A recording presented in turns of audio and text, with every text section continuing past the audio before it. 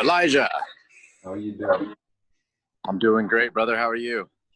I'm doing very good. It's good to see a fellow wizard and to connect in auspicious times. Very. It is great to connect. I was wondering maybe just to start off, if we sort of give each other a little context, I guess, maybe about 10 minutes each, kind of fill each other in, kind of where we're at, and then maybe we can go from there. Is that a good start? I think that's a great idea. Let's do that. Would you like to start us off? Well, okay. Well, I guess I've spent a good part of the last 25 years working on one idea, and it involves creating an operating system called the inflow matrix, information flowing in a matrix, and looking at sacred geometry and looking at language patterns and seeing how to fit in the mind to align with natural law to design a new economic system completely different from the old one, because that one seems to be a little bit broken, and have some sort of methodology to design someone's ideal job, utilizing, as you have seen, other profiling mechanisms like the gene keys of human design or Barbara Mark's wheel creation. Like, there's a whole bunch of conceptual models and new knowledge fields that are out there that aren't necessarily connected together. And so, how do we integrate these, find the best practices, and utilize that to co-create a future for our species? And there's another thing called the New Paradigm Toolkit, which is maps, card sets, game boards, processes, and software, and looking at how to help individuals, teams, and communities to learn, create, communicate, and heal together, and to have a common reference point in the mind to, again, sort of build a future. And all of this is on what I just showed you, the time translator, on a nine-wheel cyclical time machine that integrates all of the parts to go on it. And so that's been my sort of wizardry in the cave. Let's try to figure something out.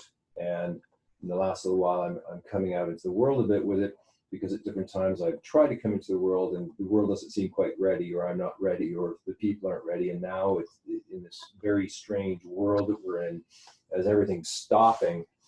It just seems like the old paradigm it's winding up to try to do its next level of sort of oppression. But I think at the same time, it's bringing people together in a way that we never could have if we were still under the same, I guess, momentum of the past, where now everything's kind of seemingly come to a screeching halt. Yeah. So that's enough for me for now. How about you? Wonderful. Well, my background has been, as far as the business world, in multimedia. So I am an artist and a storyteller, and I do that through every medium of art that I can, from spray paint to charcoals, to 3D rendering, to graphic works, to video and film production. And so whatever it is I've been passionate about in my life, I've used these tools to help express myself or to help other projects. And as of the last 6 to 7 years, I have been on an exploration and on a journey to find more harmonious living situations with our planet. And that has brought me to farms, and then into communities, and then from communities into eco-village living. And I have been exposed to many incredible new forms of living, from water to natural building to new ways of governance and decision making. And I see that this harmony and this balance with our earth really truly does bring happiness. And that when our resources are in harmony, our relationship to our water, our electricity, to each other, to our environment is regenerative and harmonious, that most of the problems, sicknesses, diseases, illnesses that we experience are really start to come into a more harmonious relationship. And so through my travels, I saw that these different communities, these different projects really needed a shared database. They needed a place where they could exchange these resources, where ideas could be thrown around and tested, and with different moisture levels and environments and different styles of self-governance. And if we all had access to it, instead of trying to have the best one or trying to sell it to each other, if we just had access, then we would more quickly evolve in this building of this new paradigm. And so for a few years, it was building it out on a website or trying to collect these databases. And then I started being introduced into gamification. So really taking problem solving, project building into a gaming model where people see it as levels and leveling up, and being able to really change the culture from, instead of like how much more gold can I get than my neighbor, how much better can my thing be, but more into a mindset of cooperation of how can I contribute to my neighbor, how can what I have be of use to this community over here. And that when you build a game with that as the main function for it, that is really easy to switch people's mind from how much can I get to how much can I give. And they really start to see that bringing abundance, bringing their ideas to other communities in this type of feeling of, like a resource trade economy kind of thing, that it really changes the whole spirit of it, and that people are excited to share, and therefore they're excited to receive too. And so with the recent explosion in the last, especially in this last year, in the last few years of technology, I've really been able to take some of these resource and community building solutions and truly gamify them on some incredible networks and platforms. And there's beautiful ones being built every day. And so that's where my focus and where my passions lay, is in bringing solutions in a way that is engulfed in the culture that we're already in, and allowing for our culture to be more interweaved with our resources, sustainable, regenerative culture. So that's my passion in my project. Well, you haven't even mentioned yet, I guess maybe the name of it is Civil X, right? Because I must thank a good friend of mine and master networker William Graham, who saw your promo and sent it over to me. And it just, I mean, to bring together immediately at the beginning the gene keys, the human design, the Mayan calendar, and Barbara Marx wheel all together. I mean, yeah.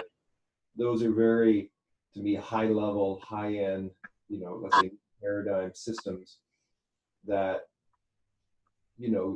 I, in my own study, have identified them as being, okay, this is very important. This is a huge part of the solution, and you've integrated or put them all together already. So, I mean, that immediately to me caught my eye of seeing that you're really on the right track, and then seeing how you gamified it. It was almost something that, because I've been working on the gamification ideas too, around media and around an idea called Planetary Guardians, where you have web TV shows set up specifically to solve the issues of our day.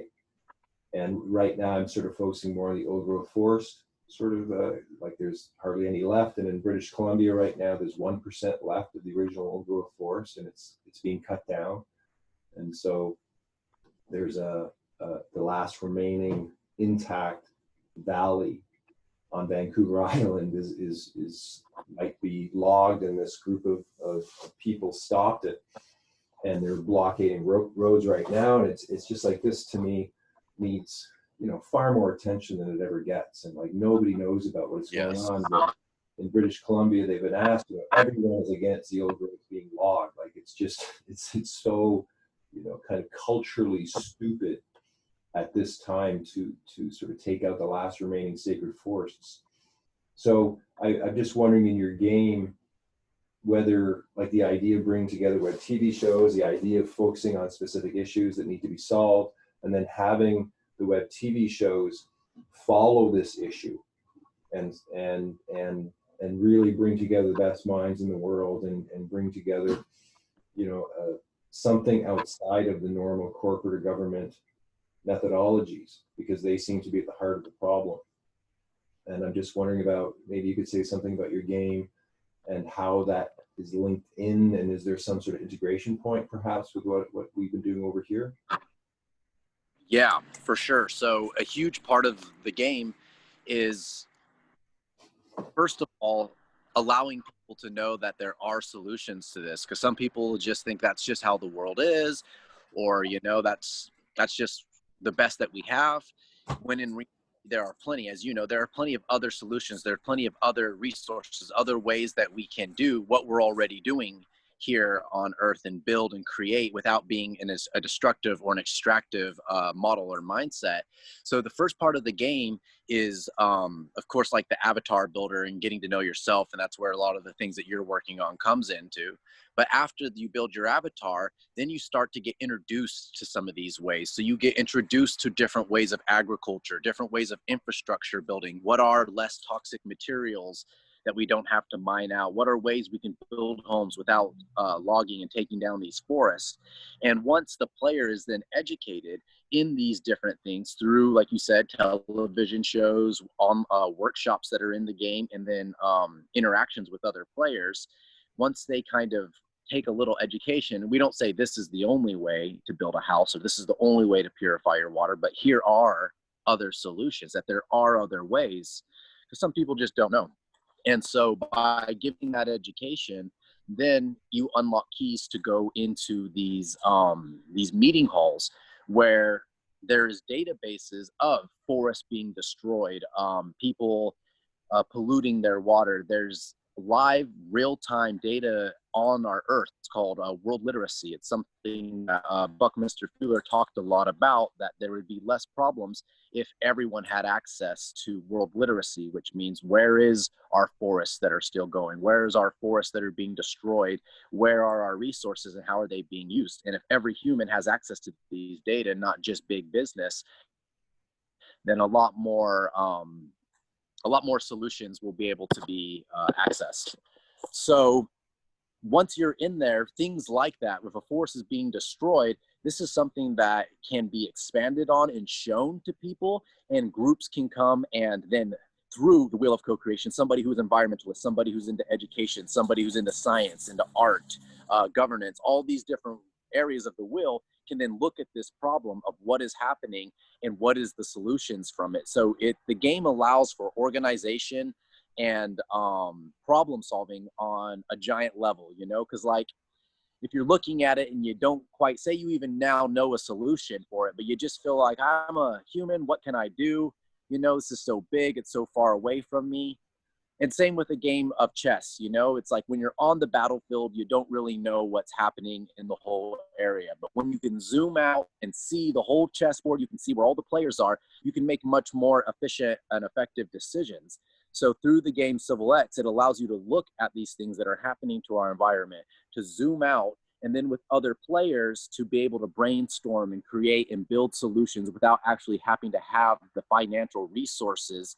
And then if your solution works and it seems to be upvoted by other people in the community, then it is something that can then be proposed and shown to organizations, to people with money and things of that sort. So yes, this is definitely a way for environmental destruction, climate change, problems overall to be seen and gamified for the people, us, to be able to solve, because if the people who are in charge of solving it right now could do it, they would have done it. And so I really think it needs to be out of the box thinkers, imaginatives, creators, and the combination and the diversity of us coming together that's really going to solve a lot of these issues. So where are you in your project in terms of, I'm just wondering, like, how big is your team? I mean, you're taking on this is massive. And so I just wonder in terms of, are you doing it on your sort of like shoestrings? Do you have funding? Are you looking for funding? Are you looking for partners? Are you looking for allies? Like, where are you at kind of in your process? Right now in the process, I'm really building and making sure that a lot of the technology to be able to do what I'm actually saying, to have these meetings, to have groups online, to share resources. So I'm working with a team of around 5 or 6 right now that is just focused on the tech, making sure that this tech is reality, that this isn't just ideas. And a lot of it is already created. We're kind of just placing the pieces together. And then another huge part of this is the why, which comes into the story. Why would somebody want to play this game. You know, maybe to you and I, we have a really strong reason why we're doing what we're doing, but not everybody does. And so by creating a real story that is really interweaved into the real life situations that are happening right now, that brings in characters, brings in a world that's very relatable to ours, then you really engage a person or a player to have a reason to play, to have a reason to keep coming back, and for them to be able to see the progress they're making by playing this. So right now, my team and I, of these like 12 people, are working on the tech and the story. And then beyond that, I have a team of around 20 developers, from, you know, character design to background design to different applications that will go in, different database sets of live real-time Earth literacy. And I have them ready, and I'm really wanting to get the story really synced in, you know, because everything, the art, the culture, the way the technology interacts with the player will all be based on the story. And that's, you know, we're humans. We're story-based creatures. That's what we do. That's what we do different from other creatures on this planet.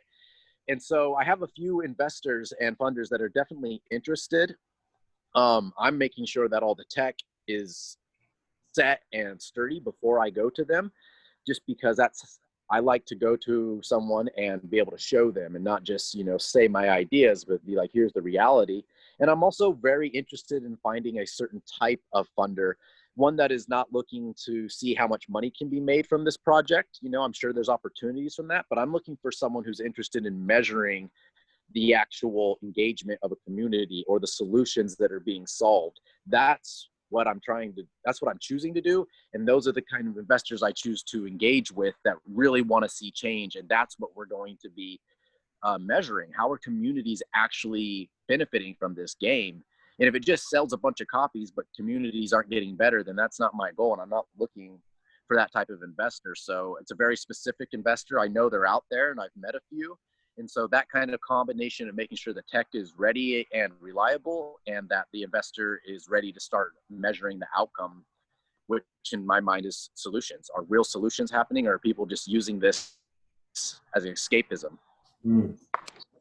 Well, like I've been designing basically this software program for 25 years. I spent, you know, years in a coffee shop sitting down with maps, and I'm very into mapping. So I'm conceptually a mapper, right? And I've taken something like Barbara Marx Hubbard's Wheel of Creation, expanded it, and then put 4 levels in, because I think that at that level, it's, you know, do you know Ken Wilber's work at all? No. Enlighten me.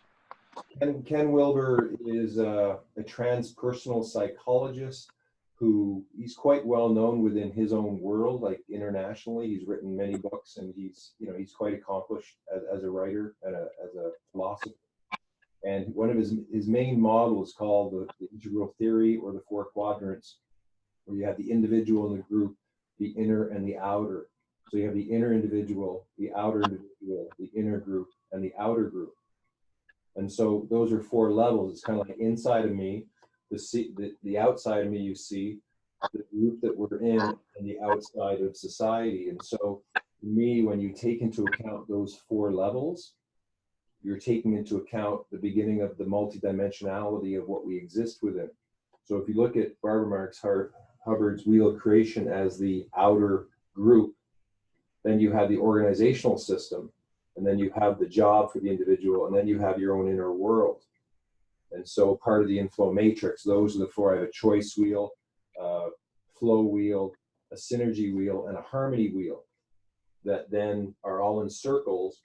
And so it's like you build a language telescope where you're looking through different conceptual lenses. So you might look at economics, you might look at infrastructure, you might look at resources, and you might look at ownership. So you're looking at ownership, resources, infrastructure, and economics through those lenses to see something. But you might change it to politics and, let's say, marketing and strategies and options. And so whatever you're looking at, you're developing a conceptual ability to see through different levels using different conceptual lenses. And I actually have card sets where you can do this. And then you can take that into a conversation type, like a brainstorm or a negotiation or a welcoming, and you can program that conversation type to see something. And then you can take a value and you can program the conversation. So you could take something like courage in a needs analysis to look at your skills. So I've developed these card sets that can actually be used as lenses within software to change how we see the world. This is amazing. This is great. I kind of built something not quite like that, but with the wheel of co-creation, there's your personal ring, which is in the enter, where you see where your personal skills and goals are, and then it goes to your community, the people that you're working with those, and then there's the global one, which is like the YouTube of all the solutions. So I was kind of going down that, but not quite as advanced. So I would love to learn more about what you're creating and how I can integrate that into the game, because I do see that there are many levels, and it's almost like a filter, you know, like if you're searching things on Google and you want to find everything that's, you know, Creative Commons, you put a filter and it'll only show you things that are Creative Commons. So I would like to have the different solutions that people are throwing in here to be able to put those different filters on to see which ones are personal ones, which ones are, you know, guild or community oriented, and which ones are on a global level that we can work on together as humanity. So that's super interesting to me. Well, and the idea is this, like I spent 25 years developing, you know, a very sort of sophisticated information system, but now I can share it with you and others to create this common reference point, right? Because I think, you know, to me, we're all working on the same idea in some sense, right? A game that changes the world. And each of us has different pieces of the puzzle. And what's happening now, which I didn't see happening before, now we're coming together, I think, with a little bit more humility, with a little bit more interest in integration, because the only way this is going to happen is through conversations like this, right? I mean, finding the people and parts that you don't have and seeing what you do have, and finding your particular, I call it an ideal job, that is within a shared knowledge community. So Yes. to me, what I've been looking at is a structure of 144 people. As they say, like under 150, you lose the ability to really connect, right? So if you're, have you seen the documentary, The Corporation? Mm-hmm. Yes. So it is pointing to me to the real problem. It's the organizational structure that is the cell for the old paradigm, right? It's psychotic, like it's insane. And so this old paradigm based on fear is the center point, is the corporation. So we need a new cell. We need a new methodology of doing commerce together. And so what I called it a shared knowledge community. There's a partner I have who's got another one called a Nexus, which is a kind of a different way of doing it. But there's these new paradigm structures that are there, but we have to build it together, right? We don't know how to do it. We're creating something very new. And so it's like taking 12 originators, kind of like inventors, right? 12 entrepreneurs, 12 coaches, 12 tech gurus, 12 artists, 12 healers, 12 planetary guardians, 12 marketers / illuminators, 12 mediators, 12 facilitators, 12 youth, and 12 elders, and give them a container that becomes the reference point for distinguishing in commerce, like your members versus your allies versus your customers, and having a cell that if there was one of these in each town in the world, or you just create them online through other means, that you're now creating a whole new system of commerce. And I was thinking that maybe what we could do is test what you're doing. Like what I'd like to do is bring together test groups and get groups of 144 people to utilize this structure to play your game and to figure out, you know, how you build a shared knowledge community within this game, and how in the shared knowledge community do they all play this game in order to forward whatever they want to get going. And there's one group in I'm in contact right now called the LCL Foundation. I don't know, have you ever heard of them? The what? The LCL Foundation. No. They 9 people came together on a sort of like a spiritual quest, and they were sort of given this vision to go find 12 spiritual elders around the planet, which they did. And then they were given this, they brought 144 people together on 13 teams to create, excuse me just a second, to each of them do sort of what you're doing, like get a group of people together to solve one of the world's biggest issues. And so they've been together for a few years, and now they're looking at, they need a new structure. They need something new to jump into. And I was like, they're a perfect group to test case, you know, what you're talking about. And I think, you know, we need real situations. We need real people who are, you know, already committed to their higher growth. I mean, they're already looking at the gene keys. They're already looking at human design. Like one of the team's people on our council is an expert in both. And so it's just, there just seems to be so much shared understanding about where to focus attention and what I see that you're doing. And so I know that's why, you know, I'm kind of a recluse, and I've been making many connections out in the outer world, sort of waiting for that time and sort of sensing intuitively.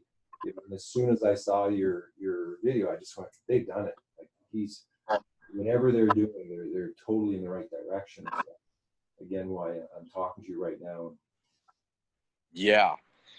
Wow, this is wonderful. Like even as you speak, I just have other team members that are also building very similar things. Even before they met me, they were building very similar things to what I'm building, to what you're speaking of, all different, because we all have a piece to add to this evolution that is happening and that is being built right in front of our eyes by us, we the people, for the people. So there's people I'm excited to introduce you to, other wizards and Jedi that are creating beautiful things. This is really exciting. I feel like just even this short time, I'm learning a lot from you. And so this is super, this is great. And I'm glad that we connected. I do have something that I need to go to. My community is just loading off some doors right now. So I do need to get going, and I want to be able to drop in. I choose to be able to drop in with you and dive more into this. Like I said, already I'm like, have so many questions for you. But I do need to get going. So I'm really glad that we got to meet face to face, and I really look forward to more meetings with you and introducing you to some of the other team members that are doing some incredible work. And I too with you. So perhaps next time we chat, we could have more of a, I could bring a few people, you could bring a few people, and each can sort of bring in what they've got, because like you, I've got some brilliant people that I've been connecting with that have huge pieces of the puzzle. So I think this is a huge event. Yeah. Okay, so we'll be in touch through Facebook. Have a great day, and it's been lovely to meet you. You too, Elijah. I look forward to meeting again. Okay. Bless you, brother. Blessings.